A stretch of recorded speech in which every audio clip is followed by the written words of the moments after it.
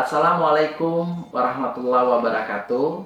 Perkenalkan saya Andes Irwadi Eskep Mkep. Saya dosen tetap di Prodi Sarjana Terapan Keperawatan Anestesiologi Fakultas Vokasi Universitas Baitur Rahmat Padang. Pada momen ini izinkan saya menyampaikan terkait mata kuliah yang saya ampu yang sesuai dengan area kompetensi saya sebagai perawat, yaitu mata kuliah pemenuhan kebutuhan dasar manusia. Mata kuliah ini dilaksanakan dengan pendekatan tim teaching yang melibatkan beberapa dosen pengampu secara kolaboratif dalam merancang, melaksanakan, dan mengevaluasi proses pembelajaran guna memastikan proses pembelajaran berjalan dengan optimal. Mata kuliah ini dirancang untuk mahasiswa semester 1 yang terdiri dari 2 teori dan 1 praktikum dengan bobot SKS 3. Dan mata kuliah ini berkode KAB 1.03 yang dilakukan dengan 16 kali pertemuan tatap muka yang terdiri dari 14 sesi pemberian materi dan 2 sesi pertemuan ujian akhir tengah semester dan ujian akhir semester.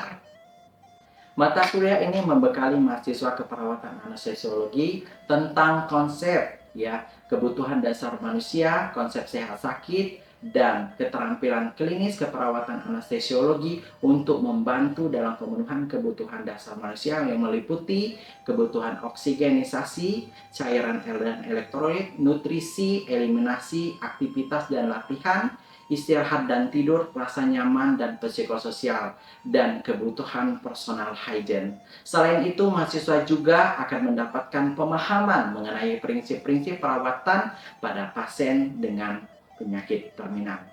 Pembelajaran dalam mata kuliah ini menggunakan pendekatan berbasis kompetensi yang mengintegrasikan antara teori dan praktek di laboratorium.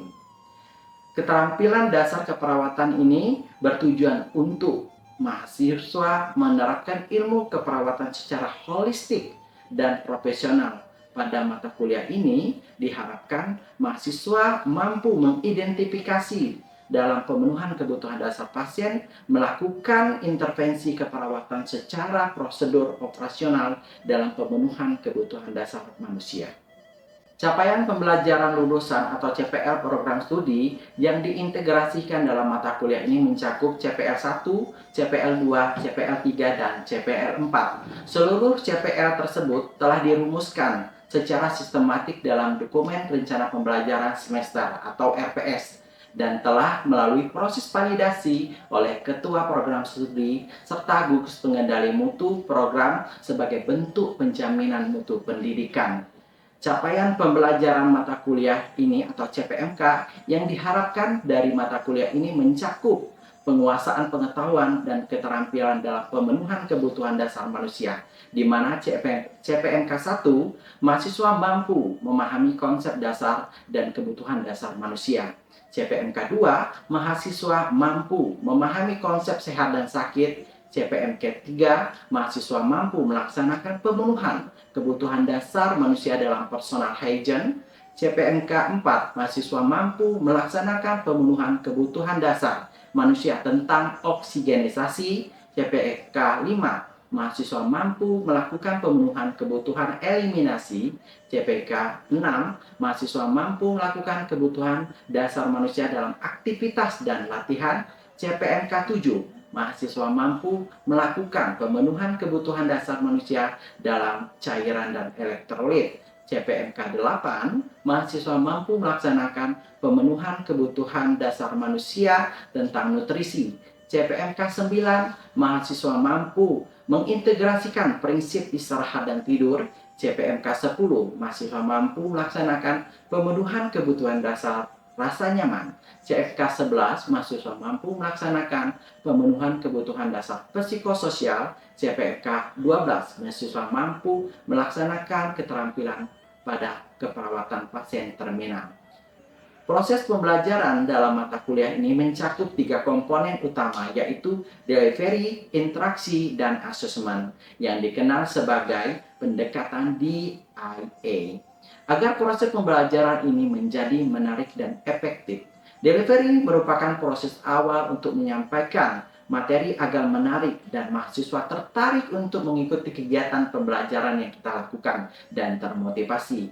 Untuk delivery, saya memberikan materi serta RPS yang menjadi acuan dalam proses pembelajaran, serta dilakukan presentasi interaktif yang langsung secara langsung tatap muka untuk mendukung pemahaman mahasiswa.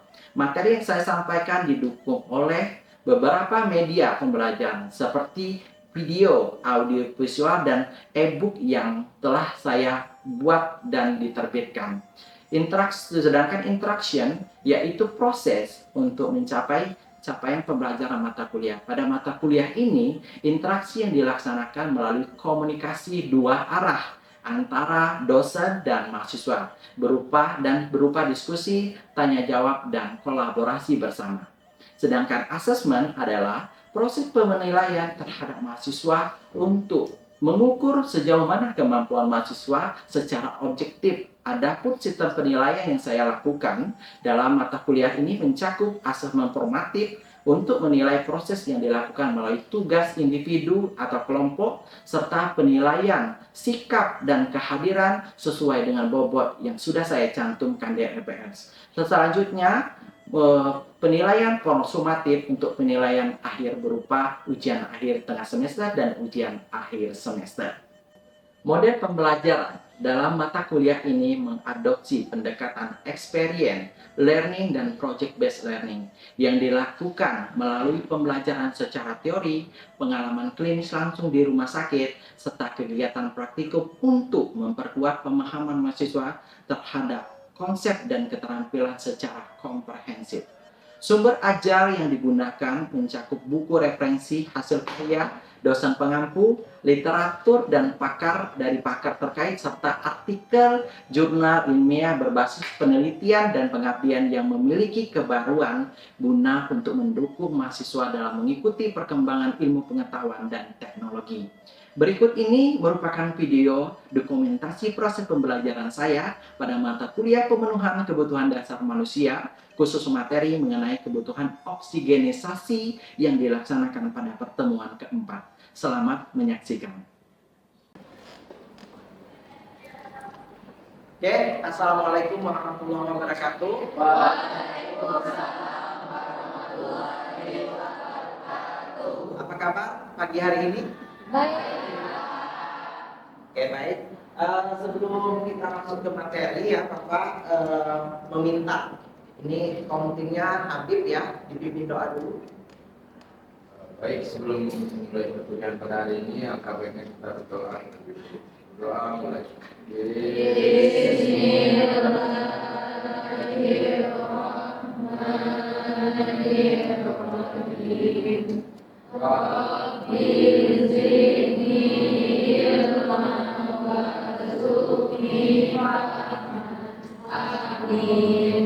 Oke, terima kasih Habib ya. Oke, Bapak mau absen ya. Oke, Tiara Aulia. Hadir, Pak. Oke, Robi Aurel. Habib. Pak Reza. Oke ya, hadir semua ya. Oke, sebelum Bapak menuju ke materi hari ini tentang kebutuhan oksigenasi, Bapak ingin mereview ya pertemuan sebelumnya. Nah, kalau kita berbicara tentang oksigenasi, itu kan merupakan kebutuhan dasar manusia. Nah, kira-kira nih menurut kalian, kebutuhan oksigenasi itu urutan keberapa kalau menurut Maslow? Silakan. Oke, ada yang bisa dibantu? Silakan. Izin Pak, izin menjawab. Oke, silakan Sandro. Baik, oksigen itu merupakan kebutuhan yang sangat penting bagi tubuh manusia. Tanpa oksigen, tubuh tidak akan bertahan lama, bahkan dalam hitungan menit. Dalam hierarkinya sendiri, dalam versi Abraham Maslow, itu menurut dalam urutan yang pertama, dan itu masuk dalam kategori kebutuhan fisiologis, Pak. Oke, bagus. Oke, jawabannya bagus Sandro ya. Ya, jadi kita itu memang kebutuhan oksigen itu butuh ya. Ini materi kita hari ini kita akan mencapai ini ya, bisa kalian lihat ya, bagaimana kalian bisa memahami konsep dari oksigen. Nah, oksigen sendiri itu adalah merupakan kebutuhan dasar manusia yang dibutuhkan setiap makhluk hidup, ya, karena membantu untuk metabolisme, kemudian menghasilkan energi dan menjaga fungsi berbagai organ. Bayangkan ketika kita oksigen kita kurang dalam tubuh kita ya selama 5 menit, lebih dari 5 menit, maka hal ini akan terjadi, yaitu sel otak akan mati permanen. Sehingga penting ini ya mahasiswa calon penata untuk memahami akan pentingnya oksigen pada pasien. Ya, baik. Jadi ya oksigen itu tidak harus ada peran dari organ tubuh kita. Nah, ini adalah sistem pernapasan di mana ada pernapasan atas dan pernapasan bawah. Kalau pernapasan atas kita bisa lihat ada hidung, taring, dan laring. Sedangkan pernapasan di bagian bawah ada trakea, bronkus, bronkiolus, paru-paru, dan alveoli. Nah, inilah organ yang berperan terhadap tubuh kita. Nah, proses dalam kebutuhan oksigen atau pernapasan itu dimulai dari hidung dulu. Menuju hidung akan ada yang namanya rambut atau bulu hidung yang fungsinya untuk memfilter partikel-partikel yang dihirup agar tidak masuk ke paru-paru. Kemudian melalui taring dan laring ya, kemudian akan melalui trakea juga. Nah, di trakea kan ada epiglotis tuh, ya. Epiglotis ini ya ketika kita bernapas, epiglotis itu akan menutup. Beda halnya dengan kita makan. Nah, ada yang masih ingat nggak? Ada orang tua membicarakan bahwa pada saat makan itu tidak boleh berbicara. Ada yang bisa bantu? Dan kalau kita lihat dari segi medisnya, ada yang bisa bantu jawab? Izin menjawab, Pak. Oke, silakan Sofi. Berbicara saat makan tuh sebaiknya dihindari, Pak, karena dapat menyebabkan tersedak dan aspirasi. Sebaiknya pada saat makan kita tuh tenang dan tanpa bicara. Oke, good. Ya, benar sekali ya. Jadi ya, inilah proses dari oksigen ya. Ada ventilasi, itu kalau ventilasi berupa jendela ya. Tadi udara sudah masuk ke paru-paru ya, terjadi. Kemudian dari paru-paru akan terjadi difusi. Difusi itu adalah pertukaran antara CO2 dan O2. Nah, setelah ada pertukaran, O2 itu akan masuk lagi ke tubuh kita. Setelah tubuh kita mencukupi kaya akan oksigen, oksigen itu akan dialirkan melalui pena kita. Jadi pena kita tuh kaya akan oksigen. Jadi ada peran lain antara yaitu sel darah merah. Makanya hemoglobin pasien itu ya haruslah normal agar pasien itu tidak bisa sesak napas. Ya itu. Kemudian ya faktor lain yang mempengaruhi dari kebutuhan oksigen adalah ini ya, adanya refleksi atau penurunan dari kapasitas pengembangan paru. Ya, contoh penyakit yang mempengaruhi oksigen adalah penyakit COVID, ya, penyakit apalagi TBC. Nah, kenapa TBC dan COVID ini atau penyakit paru lain itu mempengaruhi oksigen? Karena bisa menyebabkan namanya fibrosis. Fibrosis itu akan menyebabkan skar pada alveoli. Kalau sudah rusak ya tentu proses difusi itu akan terganggu. Kemudian ada obstruksi jalan napas. Obstruksi jalan napas seperti apa? Pada pasien dengan memiliki gargling, ya, atau snoring. Kemudian apalagi ada bronkitis, ada choking. Choking itu adalah tersedak. Ya, makanya nih kalau makan bakso tuh ya jangan sambil bicara, nanti bisa tersedak. Itu yang disampaikan Sofi tadi ya. Ya. Nah, itu ya. Jadi Bapak pengen tanya nih, berapa normal pernapasan orang dewasa? 16-24. Bagus. Ya, jadi ini ada beberapa faktor yang mempengaruhi dalam kebutuhan oksigen. Di antaranya posisi tubuh. Jadi ketika pasien memang sesak napas, pertama yang harus kita atur itu posisinya. Sebaiknya posisi yang diberikan adalah posisi semi. Kemudian ada lingkungan. Ya, lingkungan juga berperan penting. Ketika polusi udara banyak, maka hal ini bisa menyebabkan iritasi pada pernapasan. Ya, kemudian gaya hidup. Nih, kita sebagai penata harus bisa benar-benar mengkaji ya. Karena gaya hidup seperti merokok, ya, minuman alkohol, obat-obatan itu bisa menyebabkan iritasi pada paru-paru. Jadi itu tugas kita sebagai penata itu memang titik fokus adalah airway dan breathing. Ya, kemudian emosional, ya, pasien cemas, ya, ini bisa menyebabkan sesak karena ada peningkatan tekanan darah. Ingat tadi bahwa oksigen itu juga akan dipengaruhi oleh peredaran darah.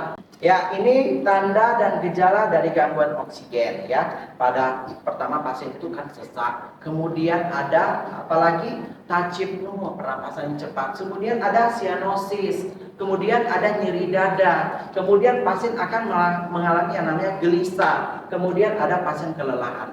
Jadi kita sebagai penata nantinya di rumah sakit harus tahu itu tanda dan gejala ketika pasien itu mengalami gangguan oksigen. Ya, ini pola pernapasan. Jadi pola pernapasan itu banyak jenisnya. Ya, kalau pernapasan normal itu apnea, ya, jadi iramanya stabil. Nah, sedangkan tachypnea iramanya stabil tapi terlalu cepat gelombangnya. Kalau sedangkan berat itu terlalu lambat gelombangnya. Kalau yang flat seperti ini apnea. Nah, kalau ketemu pasien apnea, kita harus melakukan apa? Resusitasi jantung paru, ya, untuk memenuhi kebutuhan oksigen dan kardionya, ya. Nah, ini ketika pasien mengalami gangguan oksigen, ya, kita bisa melakukan pemeriksaan, ya, apa itu namanya? Oksimetri. Dengan mengukur oksimetri kita bisa melihat kadar oksigen ya pada tubuh kita. Ya, ketika pasien hipoksia, berarti hipoksia itu ada ringan, sedang dan berat. Ya, ini harus kita pahami. Kemudian bagaimana Pak penanganan ketika pasien itu sesak napas ya? Kalau penanganannya yang pertama, atur dulu posisinya. Posisinya apa? Semi polar, ya. Kemudian apalagi? Ajarkan pasien itu untuk bantu efektif ketika pasien itu memiliki sekret di tenggorokan. Kemudian ada section. Section itu fungsinya untuk menghisap lendir yang ada di tenggorokan kita. Kemudian kita lakukan pemberian oksigen sesuai dengan kebutuhan. Ya, karena hipoksia ringan, sedang, berat tentu berbeda dosis oksigen yang diberikan. Nah, mari kita lihat nih. Nah, ini adalah alat ya untuk memberikan oksigen kepada pasien. Nih, kalau dia hipoksia pasca trauma itu bisa menggunakan simple mask. Ya. Kemudian kalau dia hipoksia ringan bisa menggunakan nasal kanul. Ya, nasal kanul ini biasanya diberikan 1 sampai 6 liter per menit ya. Kemudian kalau hipoksia berat ya biasanya di pre-anestesi ya atau pasca anestesi bisa menggunakan partial rebreathing. Itu diberikan 6 sampai 10 ya. Kalau dia hipoksia berat ya atau shock biasanya kita menggunakan non rebreathing masker. Itu bisa diberikan 10 sampai 15 per menit. Ya, nah kalau pasien PPOK atau TBC itu harus berbeda, ya menggunakan Venturi, ya karena kenapa? Harus ada pertukaran antara CO2 dan O2 tadi, ya kalau CO2-nya nggak ada pertukaran maka CO2-nya juga akan terhisap. Nah, bisa dipahami? Oke. Oke, lanjut ya. Nah, ini adalah alat oksigen dengan konsentrasi oksigennya tinggi. Kalau yang tadi yang Bapak sebutkan ada nasal kanul, rebreathing masker itu konsentrasinya rendah. Nah, kalau alat yang digunakan untuk oksigen tinggi adalah apa ini namanya bagging. Ya, bagging ini digunakan untuk memberikan preoksigenisasi ketika pasien akan dilakukan anestesi umum. Ya, jadi kita lakukan pembaggingan preoksigenisasi ya agar kapasitas oksigen di alveoli itu mencukupi. Ya, jadi kita berikan oksigen biasanya ini digunakan untuk pasien dengan resusitasi jantung paru dan sebagainya. Kemudian ada ventilator. Ventilator ini ya digunakan untuk pasien ya mengalami dengan teknik anestesi umum ya. Nah, kalau ventilator ini ya seperti apa? Alat yang kita gunakan bisa menggunakan pengaturan volume tidal. Volume tidal itu untuk memberikan atau dibantu dari mesin ke pasien ya yang tidak adekuat atau yang tidak mampu bernapas. Jadi volume tidal itu adalah kapasitas oksigen yang diberikan melalui mekanik menuju paru-paru. Nah, itu ya. Kalau volume tidal itu dihitungnya apa? 6 sampai 8 dikali dengan berat badan. Oke? Sejauh ini ada yang ingin ditanyakan? Silakan yang ingin bertanya. Pak, itu bertanya Pak. Oke, silakan Habib. Bagaimana peran kita sebagai penata anestesi itu untuk mencegah agar tidak terjadinya gangguan oksigenasi pada tubuh? Terima kasih. Oke ya, pertanyaannya bagus ya. Jadi kita harus penting sekali ya sebagai penata untuk bisa mencegah hal-hal yang tidak diinginkan terjadi terhadap pasien. Apalagi kalau kita berhubungan dengan anestesi. Yang langkah pertama yang harus kita lakukan adalah pengkajian dengan lengkap. Karena faktor yang mempengaruhi dari pernapasan itu adalah pengkajian alergi, riwayat penyakit, kebiasaan hidup ya. Seperti yang Bapak sampaikan tadi, ada minum alkohol ya, ada penyakit TBC, kemudian ada alergi. Nah, ini akan mempengaruhi. Kemudian kita harus paham dulu jenis-jenis hipoksia tadi, ada ringan, sedang, dan berat. Tentu dalam pemberian oksigen alatnya tentu berbeda. Ya, kemudian apalagi kita harus juga memahami ya bagaimana proses intervensi kita kepada pasien. Yang pertama harus kita lakukan adalah mengatur posisinya dulu. Ya, baru diberikan oksigen sesuai dengan kapasitasnya ya atau menggunakan non-rebel masker. Kemudian ketika pasien itu terjadi bronkospasme, kita harus juga paham kolaborasi dengan dokter dalam pemberian bronkodilator. Ya. Oke, sudah bisa dipahami Habib? Bisa Pak. Ya, terima kasih ya pertanyaannya. Ya, ini Bapak ada sedikit kuis nih ya untuk kalian. Boleh kalian tebak ya terkait dengan organ-organ yang sudah kita bahas tadi. Nah, mungkin Bapak akan membuka videonya ya. Oke, izin Bapak membuka ya video ini dan coba kalian tebak apa ini organnya. Oke, yang pertama apa? Oke ya, bagus. Oke, kita lihat lagi video yang kedua. Ini apa? Oke. Yang ketiga, kita lihat lagi. Ya, ini terakhir ya. Oke, lanjut yang slide ketiga. Nah, ini apa nih? Ya, ini adalah bronkiolitis ya. Oke, oke. Kita lanjut yang slide keempat.